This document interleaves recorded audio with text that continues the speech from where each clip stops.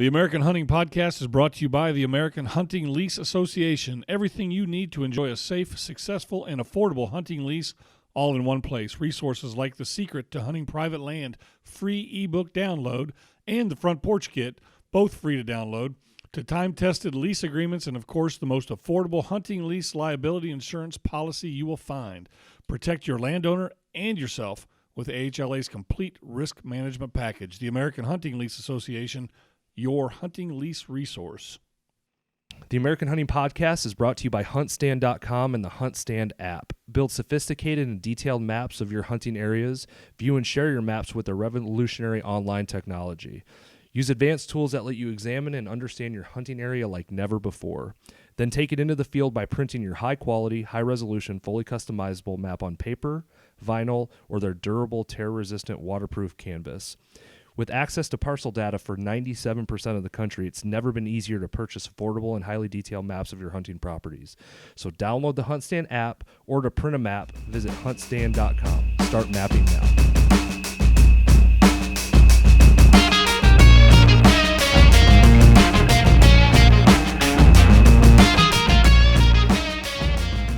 And we're back. Yeah, I want a shocker that you said that. Yeah. No, I mean, it's been a small hiatus for us. You know, we talked about on the podcast before how working in the hunting industry isn't always, you know, sitting in a tree stand and hunting deer and doing all that stuff. It's work and it's a business, and, you know, it's just the time of the year for us where we were super busy and you were traveling around the country. So yeah, a lot of people that hunt or hunters probably don't realize that for the hunting industry, January, February, and March are really heavy trade show season. And it makes a lot of sense. Hunters from, you know, hunting companies, it's just still kind of fresh in everybody's mind. Everybody's still a little excited about it. They're still talking about their hunting season. So not only these local consumer shows like the one that we were at last week, but even industry shows like the one in Louisville with the ATA, and SHOT Show out in Vegas, which I did not get to go to. I haven't been for a few years, so it's got to be back on our calendar. But, yeah, I was in Harrisburg, Pennsylvania. it's a long show. It's like 10 days, isn't it? Oh, my gosh, 9 days. I was only there a couple days. I would love to have a booth there. I think we would do well for a few days. I think every day would be productive, but man, 9 days it's a lot of more investment. than I want to pay for, Yeah. and it's certainly more than I want to attend. I mean, I don't want to sit there for 9 days. And I like trade shows. I was asking our friend Jake from JT Calls over the weekend. We're at a trade show there here in Indy, and I said, "Do you like this?" And he said, "I do." And I said, "I really do too. I like standing here. I like talking to people, but 9 days is a little much." Too much of a good thing, I think. Yeah. So the reason that I've been going to trade shows, and then I went from Harrisburg, Pennsylvania, home for a day, and then to Portland, Oregon. So I literally crisscrossed the country in a matter of about 36 hours. The Northwest Pacific Sportsman Show was in Portland, and it was really pretty cool. I did a little blurb that we put out on social from there. But different, man. So they do hunt some deer out there, but mostly it's elk, and it's bigger game. So I'm at a trade show just like all the ones I've ever been to, except there was not a trail camera or tree stand manufacturer anywhere in this whole It's got to be a little weird convention center. It was just strange. I'm like, what do you guys do? And they're like, who does that? Nobody sits in a tree, which I understand. But it was a good show. Back to the Harrisburg show, though, the reason I actually went to both shows was to start talking to guides and outfitters directly about our new Guides and Outfitters program. And the Harrisburg show, all the guides and outfitters are in one area. I'm going to guess there was between 300 and 400. And so it's real easy for me to, without a booth, just kind of bounce from outfitter to outfitter. It's like anything else, though. You know, you have a little apprehension. Like, you know, these guys are there to sell their hunts, not necessarily be sold. So I was very respectful and very aware of the fact that I'm kind of approaching them. Sure. But the fact is they're there to do business.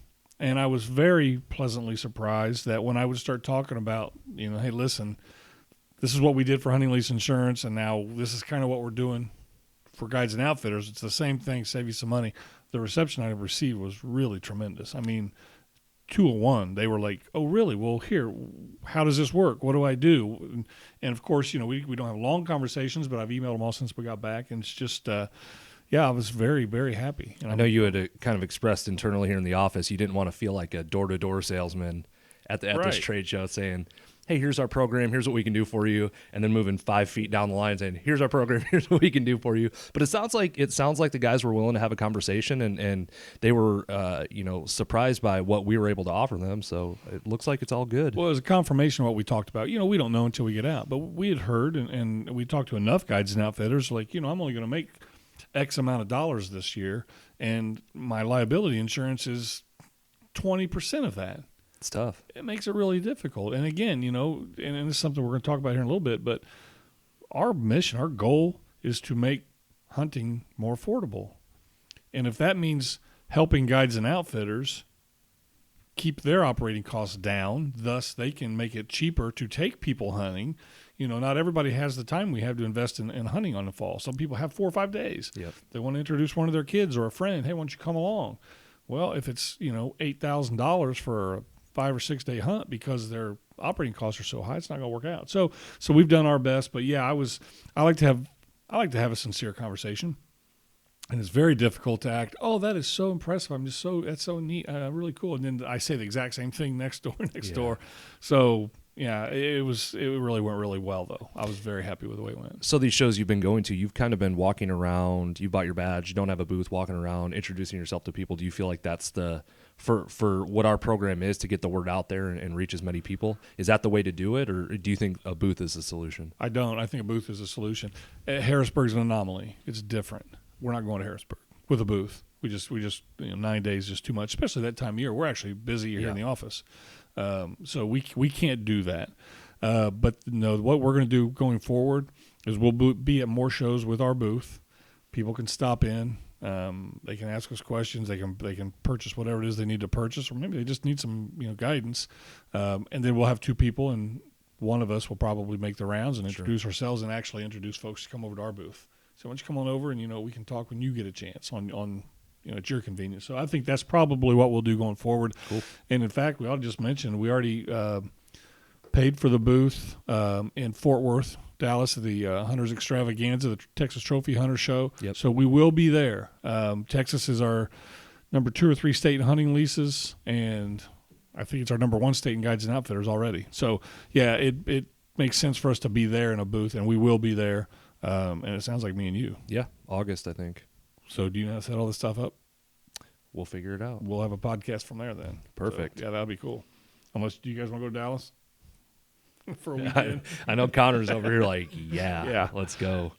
Cool. So let's jump into it. I mean, we've been talking a lot over the last couple of weeks. It's not like you and I haven't been talking over the last few weeks. Yeah, we just couldn't get in here. We just couldn't get in here and get on camera and have conversations. And, one of the big things that we're going to be rolling out here in the next couple of weeks is our survey.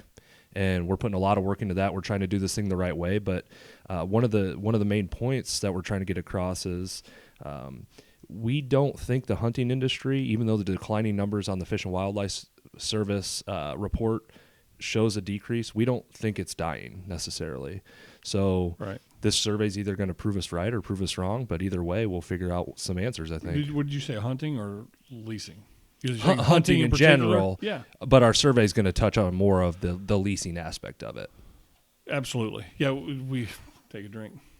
For those of you listening, I know I say absolutely too much, and I try not to. So, yeah, here internally, we're playing games when I say that. So, yeah, it's nobody has really tried to ever put their finger on the pulse of leasing numbers, of the attitudes of leasing. How much have they changed? I know they've changed. Obviously, we see that here. We grow every year. So the attitudes surrounding leasing have changed.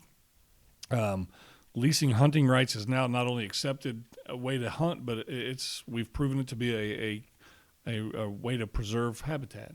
And so, yeah, we're going to send this resume. We're going to send a survey out. We're going to make it live on a particular site, and we're going to drive traffic to it. And we want as many people as possible, whether you lease or don't. Yep. Whether you like it or don't, like it or love it, you do it, you hate it, whatever.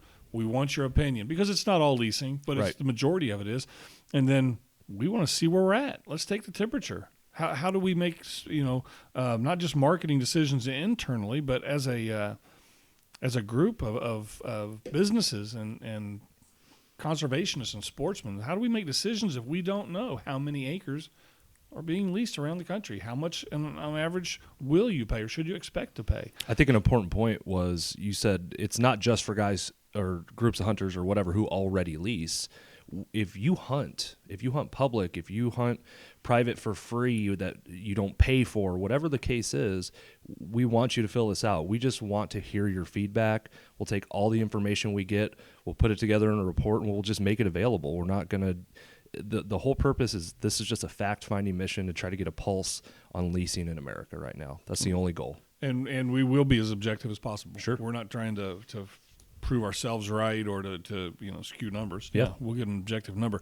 Now, the cool thing about it is that we are going to incentivize that by picking 3 or 4 not-for-profit charities, and every time we get a survey completed, the last question will be, which of these not-for-profits would you like for us to support, and we will donate $1 in your name. So, we donate up to whatever, $5,000, $6,000, $7,000. Yep. We'd be hopeful. That would be great. If we got that many responses. But I'm excited about the survey because I also think it's it'll prove that we're the leaders in this. And sure. We're happy to take that role on. This is Dr. Phil. He always says, everybody needs to be a hero. Well, this industry needs a leader. There you go. And it's us. Yeah, and that goes hand in hand kind of with our tagline, I guess, we've been rolling out in 2019, your hunting lease resource. Mm-hmm. And we really want to be able to, the Front Porch Kit has been, since we started doing this podcast, the downloads have just gone up like crazy. I get email notifications all the time about new downloads of it. And it's just another thing that we can offer to be your hunting lease resource. So the survey is just the next step in that. We just want to, it's another piece, it's another, whatever you want to call it. We're just going to be the resource. And if you want to take the information that we gather in the survey and use it how you will, then that's what we want you to do. Yeah, and it's free. We say free. it all the time. It's a free download, and it's on the homepage now of our website. So just go to the homepage, download it, and good luck. Yep. As they say. So I have a couple of things. I walked around our lease the other day, and I told you that as I drove away from my house, I was like, I forgot my rifle. And I was going to carry the rifle in the ATV just in case I saw a coyote. And I was figured like, you wouldn't. I'm a few blocks away, and I'm like, I don't have to go back. So I was like, I won't. Well, I'm not there 10 minutes, and this coyote just runs across the field 200 or 300 yards. I had plenty of time to get on him had I had a gun, and I didn't. Kind of a mangy-looking thing, but I think we've got a problem down there. Yep. And I'm happy to help take care of it. It reminded me, though, something happened here 4 or 6 weeks ago in Indianapolis. A wolf-coyote hybrid was spotted in Broad Ripple. Now, for those of you who are not from Indianapolis, Broad Ripple is a artsy / liberal, not in a bad way, area. Yep. I enjoy it. I think you enjoy Broad Ripple. I went to school down there. Yeah, I really do. Great restaurants, really cool stuff. But the people in Broad Ripple might not be as well-versed in coyotes, I suppose. Yeah. The outdoors. And I'm going to read you. This is a pretty short little article, but a wolf-coyote hybrid. I wish I could read these without these glasses. A wolf-coyote hybrid has some people in the Broad Ripple community on edge after a video of the animal running around the streets in broad daylight made the rounds. Indiana Department of Natural Resources and an Indiana wildlife management expert said the animal in the video is real. Well, of course it's real. It's a video. It's not fake. It's a real what? But it's not a wyote, and that's what they're calling it here, a wyote or a woyote. This is the dumbest thing I've heard in a long time. They said they've seen the video, and it's likely a cross between a wolf and a coyote. So I reached out to the reporter, and I will tell you his or her name or the station that it was on, and asked for the name of the person from IDNR that confirmed this wyote. Ignored. Nothing. I got nothing back. So then I was thinking Indiana Wildlife Management. Sounds official. It's a company. It's a guy that, he's a pest control. Probably really good at it. But they make it sound like these are authorities, and they're not. That guy's probably for profit too. If he's for profit. If he's pest control. Yeah. So basically, allegedly you have this wyote, and hell, that's one step away from being a werewolf, right? One full moon away from the rare sighting has people living here worried that the animal may become aggressive. When I noticed the tail, I was like, okay, I've got to film this. Again, pet peeve. There's no film in your phone. Bam. Am I right? Yeah, you're right. No one is going to believe that this thing is this big. So I just whipped out my camera. She was running errands. I kind of tracked it down an alley. So the werewolf chaser chases this thing down an alley. He's so huge. And I'm like, okay, if it gets into someone's yard, I need to be proactive. Then it kind of lunged at my car from behind a bush. And I was like, okay, I'm done. I just find it's hilarious that in this day and age, somebody chased it down an alley and then it hid behind a bush and then lunged at her car before she was like, I'm out of here. There's a couple other funny things. I won't share all that stuff with you other than these two. These are 3 tips on what you can do if you happen to run into a coyote. Perfect. Yeah. Don't run or the animal will chase you. Okay? I've never been I've just you glance at a coyote And they're gone. and that's what we're talking about. This is a coyote. Yeah. It's just a coyote that found its way into the city. Sure. And it's We have them all. We out. have them all over Noblesville too, and it freaks people out to the point where people in our neighborhood group will talk about, you should watch your kids at the bus stop because the 4 or 5 kids there, a coyote may just come up and take them all out, Yeah. and they're gone forever. Yeah. The other thing is make loud noises and don't stare into its eyes. Because I guess you turn into a pillar of salt, I don't know or what stone, to do or with something, because that can be a sign of aggression. And the last thing, which actually does, But make sense is, making loud noises isn't a sign of aggression. no, yeah, right. If you do happen to see this animal or any others, contact your local animal control operator, and that's what the experts say. They said, but paying for this will have to come out of locals' pocket to get rid of it. As Natural Resources said, it does not have the funding to catch the animal. So apparently, the IDNR, I don't believe this, by the way, doesn't have the money to catch a wolf running rampant around a neighborhood. Look, I thought I had some good marketing ideas, but this is actually genius if you think about it. You create this coyote. It's big and mean. You can't look it in the eyes. So you should hire me. I'll take care of it. There you go. And it's gone. At your own expense, though. You got no issue. So that's hilarious. That's just kind of ridiculous. It just shows you how bad the media can be. We had the picture that they thought it was like a cougar or something. Was that in Indianapolis? And it just turned out to be a fat house cat. Did you see that? I have not seen that, but we've had reports of cougars around. Yeah. Somebody we know thinks they saw one. Yep. And by the way, pretty reliable source. Yeah. Here's my opinion on mountain lions and cougars in Indiana. There's a lot of trail cameras around here. You think you'd see more? This many pictures of an actual. I may have seen one, and there might be one, but I mean, yeah, there's trail cameras everywhere here. Yeah. I can't imagine one not coming across. They're like the And Sasquatch in the they're on Midwest. game trails. That's exactly what it is. I'm not saying it doesn't belong or doesn't exist. I'm just saying. I've never seen one. Let me see one. That's funny. So I've got something I'd like to kind of talk about, and this is like I just wrote down some notes here. More questions than answers. I have no answers here. We've talked a little bit about the numbers of hunters dwindling. Yeah. And again, this could happen in 21 when the Fish and Wildlife Service takes their survey again. Hell, they might be back up. Right. Who knows? And this was all for nothing. It just got me wondering about, I was reading something about antler restrictions. Are we making it too hard for people? Are we making it unenjoyable for people that want to get into the sport? And I use antler restrictions as an example, but here in Indiana, we went to the 1 buck rule. I was, don't quote me, but I'm going to say this was around 05, maybe even a little sooner than that. I was absolutely against it. And from 1 buck rule, you used to be able in Indiana to kill a buck with your bow and a buck with a firearm. They decided to go to the 1 buck rule. The reason they gave was to spread the harvest out, give more people the opportunity to harvest bucks. What I believe they really meant was we want to grow bigger bucks. Sure. We want more bucks to survive so that we can grow and shoot bigger deer. Fair enough. I think it's done that. I think it's done just that. I see bigger bucks now than I did 10 years ago.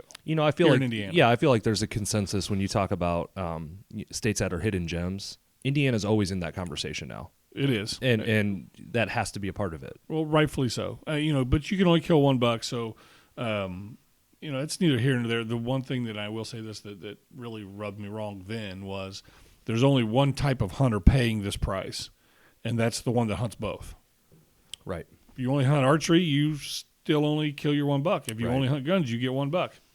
So, But a guy like you who would take advantage of yeah, the your diehards, license. the guys that are out Sure. more spending money on gas, food, hotels, licenses, all that. We were the only ones that paid this debt Yeah. for everybody else. Fair enough. I won't whine too much about that because, like I said, I kind of support it now, and that kind of goes to what I've seen in my own self as kind of this evolution. This, I've really evolved over the last 15 years from wanting to see deer, then wanting to kill whatever deer I saw, then being a little picky, to now being really more interested in conservation, and it's something when you go through a hunter ed course, they actually talk about these 5 stages. And boy, if they're not right, I mean, I am really more interested in planting a food plot and having big deer come to it, and then hopefully taking a trophy off of that and a couple of does to eat. So, Sure. But back to my original point is I just wanted with antler restrictions now, you can only kill $1 here. How hard is it for people to get into this? Like, well, I want to go, but I saw a buck that was not big enough. I mean, after I spent money on licenses and clothes and a weapon, and I took time off work and I went down there and I got in position and I finally saw a deer and I couldn't shoot him because it had, antler restrictions. Again, remember what I called this at the beginning, more questions than answers. Yeah. But if you look at one of these stories, I'm going to find this real quick. I noticed that the antler restrictions in Michigan started about the same time as the hunter numbers started to dwindle. What year was that? Do you remember? 2005, 2017. I printed off too much stuff. Look, I don't know. Like you said, this is more questions than answers, trying to have a conversation about it. I know for me personally, I'm so inexperienced in whitetail hunting that if there was an antler restriction here in Indiana, I would have to have I don't think I'd be able to hunt by myself because I wouldn't trust myself to have the judgment, the knowledge to make it the right judgment and saying I can or I cannot shoot this deer based on his size. I know how to measure it, but frankly I kind of don't. I'm not one of those guys who can look at a deer and go, oh, that's a 135 or that's a 140. That's just I'm not there yet. So it just makes, we've talked about the barrier to entry for the sport. It just makes that barrier to entry that much greater because it's that much more knowledge that I've not accumulated yet that I can't put into practice. And it makes me, and I've said this before, it makes me kind of go, well, why start? Like that's too much. I think that might be where we're at. And I don't know that that's a bad thing. Because this, and I do want to read, I found this real quick. So, an example of how terrible mandatory antler point restrictions are is for managing deer in Michigan is even more obvious in the UP, where those regulations were implemented region-wide during 2008. The UP buck harvest for all seasons was estimated by the DNR at roughly 58,000 during 2007. The buck kill estimate was down to 17,000 by 2015. I mean, that's tremendous. Hunter numbers in that region also plummeted from more than 100,000 to 77,000 in 2016. They're down 25% in hunter numbers, correlating with the exact same time as antler restrictions. But we have no way of knowing the average score of deer killed during that time. A lot of times, in this particular instance, sometimes you'll have the antler restriction is the spread of the antlers. Okay. It's never the score. The score, okay. It's the spread. Up to 15 inches, has to be more than 15 inches. Man, that's tough. It is tough. That's tough. Maybe a little bit of low light, a little bit of fog. I mean, you're like, that would be harder for me. The other ones are typically points. Like it has to be on 2 or 3 on one side. Okay. So if you take a yearling buck who's, we call them dummies for a reason. They are inexperienced. They're just bouncing around the woods. They don't know. A good yearling buck might have 2 or 3 points on a side. So what you have there is a genetically superior yearling. It's going to get whacked because he's not smart enough to be safe yet. Sure. And then what do you do? Depending on what hunter is in a tree. Well, I'm saying if there's a 3-point antler restriction on per side. Yeah. And then this yearling comes by, that's fair. Could Boom. be a stud. Yeah, what you're doing is you're taking out the superior genetics, you're taking them out of the pool, and you're allowing the inferior genetics to grow. That's an interesting point. So, yeah, it's different, but I just wonder across the entire gamut of our industry if we start to look at when we make it difficult let's not even say difficult. If we start to exclude or set up barriers, and some of these are scientifically proven to be good for the deer and some aren't, that's fine. We won't get into that. But if you start to look at hunter numbers compared to increased license costs, compared to in Maine, they wanted crossbows. And I can't remember if they got them shut down or not, but the guides, there are hunters arguing against the crossbow. Yeah. I don't like crossbows. Privately, I've argued against them for a long time. If you're a kid or if you're disabled in any way, you have any kind of challenge that keeps you from pulling back a compound bow, all for it, have at it. But to have crossbows during archery season, that rubbed me wrong. But now I've evolved to the point where I'm like, no, wait a minute, man. Don't we want more people into sport? Yeah. And so here in Indiana, crossbows have been legal in archery season for a few years. I've seen that zero change. I've seen more deer in my area. But yeah, I still think we need to make it easier for people to hunt. Not just hunt, easier for them to be successful. Yeah. Some people are going to be like, oh, you just want to hand it to them. You just want to make it easy. So no, not necessarily. I want to make it enjoyable. You know, there's too much competition in the world for your recreational dollar, for your time. Yeah. And so you've got to make them, at least challenge them, but make it that they can be successful. I think we have to understand that hunting isn't always ingrained in everybody as a passion. I think passions can be learned. And that's kind of what I'm going through right now. I didn't grow up hunting. And I've only been hunting pheasant for the last, 7-8 years or so, and deer for the last 3. I'm slowly becoming passionate about it. But it wasn't something that I just, lived and breathed since I could walk. It wasn't part of my lifestyle. So I think the harder we make it for guys, who got in later in life, or like me, where it isn't an ingrained passion, it's a learned passion, the less we're going to want to, because it's like, well, I could be doing something else. That's right. Maybe easier, definitely less expensive, or it's just, there's so many different factors that go into it. And, I don't know if antler restrictions are right or wrong. I don't know. Nor do I. I'm just saying, I know I can take my own personal perspective on it and say, for me, if I didn't have a mentor and I wanted to get into hunting and I didn't have someone who can explain it to me, I would look at that and go, wow, this is like confusing. I don't know if I want to do this. I wonder what it will be that'll either make you passionate about it or not. Or like, you know what? I've had moments with both, honestly. So, but I still enjoy doing it. And that, we're going out this weekend. We're going Saturday morning, I think. Yes, we are. It's not hunting season, but everything we're doing, I enjoy being out in nature, outside, walking our lease. So if I didn't enjoy doing that stuff, I don't know. Probably wouldn't be into it. I don't think I'd be into it. Here's what you have not done. You've hunted. You just hunt. Yeah. You drive in the morning. Yep. And then you walk out by yourself. And you climb a tree by yourself. And yep. You sit there by yourself. And you get down and you usually text me and say, hey, I'm out of here. I'm out. And you leave. Yep. So there's very little camaraderie while we're hunting between you and me, or any of our partners. Sure. That's what we need to do. Yeah. In my opinion, and I'm doing it.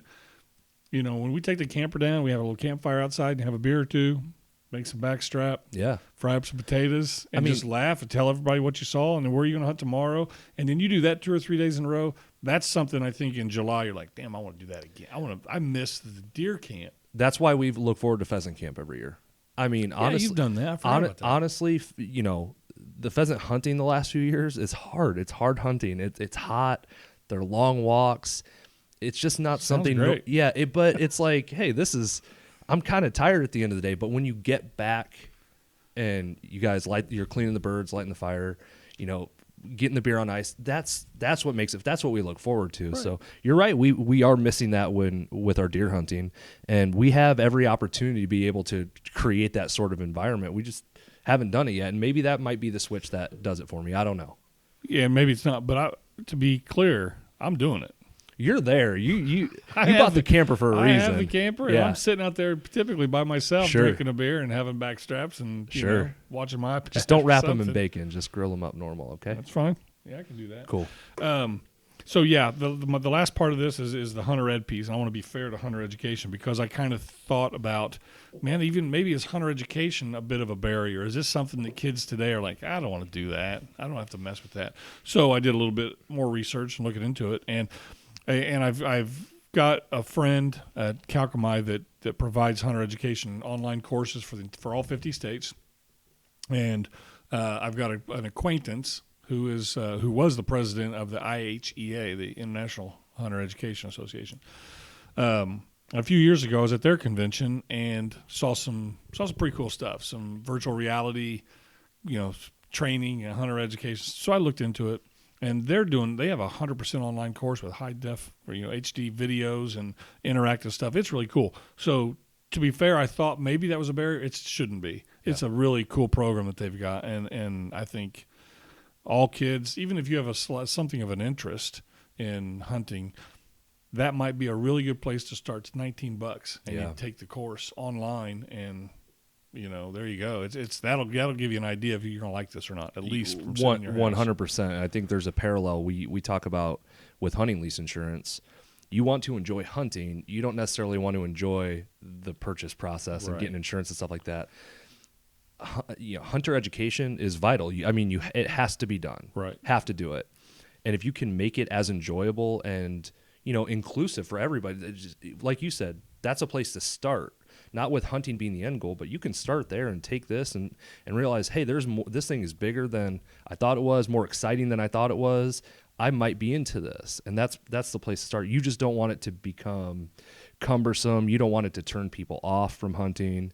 And I don't think it does that, for the record. I just think people should start there, like you said, and see where it takes them. Yeah. And I did find, at least in Indiana, the old, I don't call them old fashioned, but they kind of are, the 3-day weekend in a classroom. Those are still available. Yeah. So, and I'm sure they if still that's sell your out. thing. Yeah. That's, good instruction and quality time. Sure. For the most part with you and your kid or whoever you're taking. So, we've been talking about the numbers going down on the last report, and there's an NPR podcast called All Things Considered, and they did a podcast back in March of 2018, so about a year ago now, and it was about the decline in number of hunters in America, and they had a graph, and it showed the number of hunters every 5 years, started like 91 when they did it, and it gradually decreased until 2011, and then it kind of shot back up, and then 2016 it decreased again.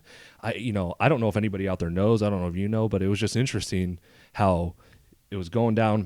What happened in 2011? What caused that increase in the volume of hunters that obviously dropped back off in 2016? But it seemed like there's an anomaly in there. Something happened around that time period that increased that number. And I don't know if you, off the top of your head, you can think of that. No, I don't. My first thought is always to how are they taking the survey? Did something change in the process for gathering the information?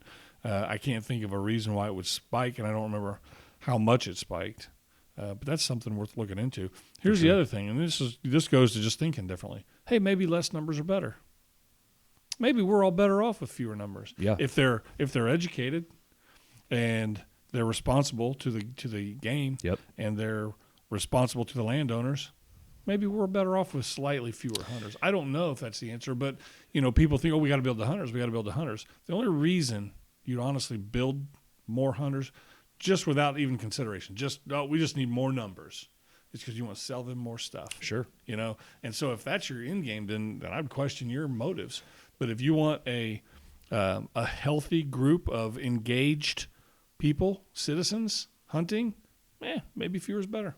Maybe fewer is better. Slightly because fewer. Well, there has to be an inflection point where we can have too many hunters. We can have too many deer. We can have too many. There's definitely a balancing act there. So I never thought of it that way. Maybe I wouldn't say a decline in the number is good, but maybe we are finding a sweet spot here over the last 15 years where this is probably where it should be based on the amount of public land available, private land available, all the access there is in America. It's not growing, Right. The amount we're not adding land or acres to the country. So there's actually a hunter herd. We should are we managing our hunter herd properly? Who knows? But what I'm saying is you just got to think differently. Maybe that's the point. There's too many deer or not enough deer or ducks or whatever the game is. Yeah. Maybe there's, like you said, a sweet spot for the number of hunters we have. Yeah, and what we can support with public land and private access. And we've talked about typically our stance has been annual leases, and that helps manage game on certain properties, and it makes the property more healthy as far as game goes. And if you add too many hunters, you're just going to deplete resources. Mm-hmm. You're gonna run through property, and it's never going to be able to recover. So yeah, I don't know. This is kind of us. Came out of nowhere, frankly, and I'm like the gears are turning in my head now. But it's an interesting point. Yeah, it's like I said, more questions than answers for sure. Sure. Okay, me and my wife did something last night, and I just need some good wishes, some good luck. Okay. We applied for our Grand Canyon permit. Yeah. For April of 20. So what do you do when you're out there? You get the permit. What's the plan? So really cool. So we did this a few years ago. My wife attempted to run from rim to rim to rim. Okay. And she fell a little short. I knew she bit off maybe a little more than she. That fire's burning now. She wants to do it. Huh? So I think now we just want to go. There's a place at the bottom of the canyon. It's called Phantom Ranch. It's like an old miner's ranch kind of deal. A dorm and a couple little small cabins and then a big dining hall. It's pretty sharp. So everybody in camp eats at the dining hall at once. So they'll come out at 6 o'clock and ring a bell, and everybody that's in camp goes to the dining hall. And you sit at big long tables, and they serve you family-style stew and steak and stuff. She missed that because she was running. And she didn't get back until later that night. And so she literally got to lay her head down, and she got up 4 or 5 hours later, and we hiked out.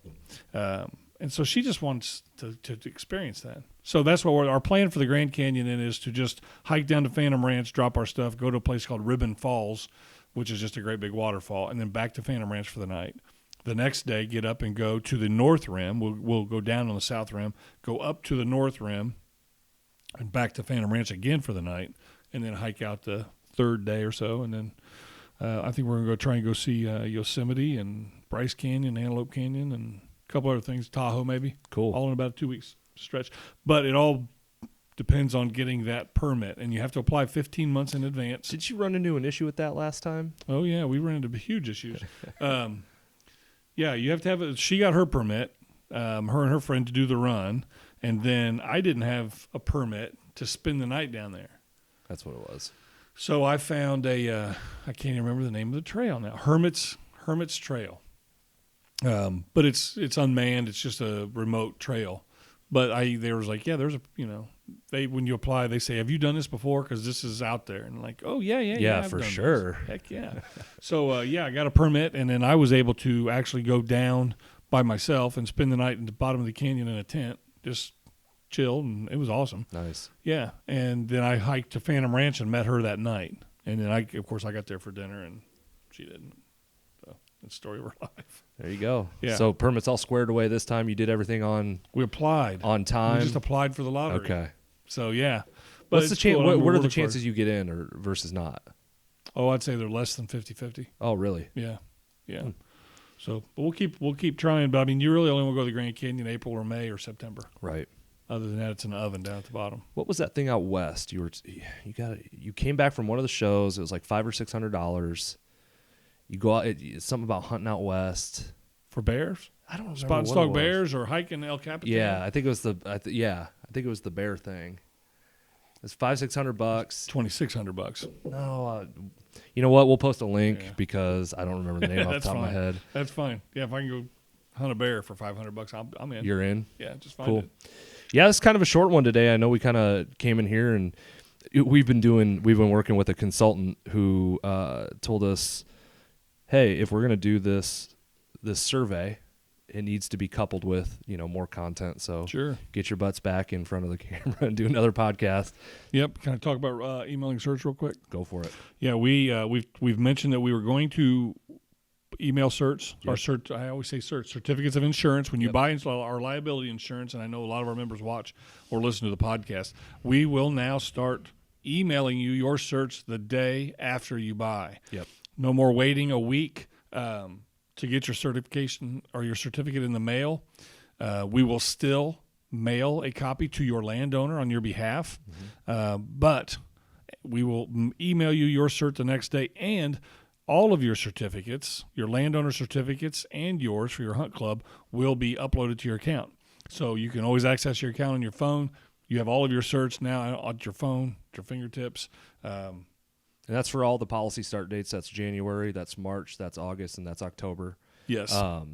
So yeah, it's something you've been working really hard on for a few years now to try to get done. And well, I mean, put yourself in the place of a guy who gets he talks to this landowner over and over and over, and finally October 15th, October 25th, the landowner's like, okay, yeah, if you want to hunt for the next few weeks, you can. Just gotta grab some insurance. And when I get the certificate, then you can hunt.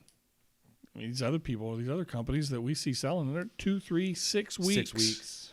Ridiculous. Yeah, and it always leaves a level of discomfort on the landowner's part just because they don't actually – they're in a state of limbo, and it's just not the way it should be. I mean, we have the technology. We have the team. We have the resources to be able to offer this thing.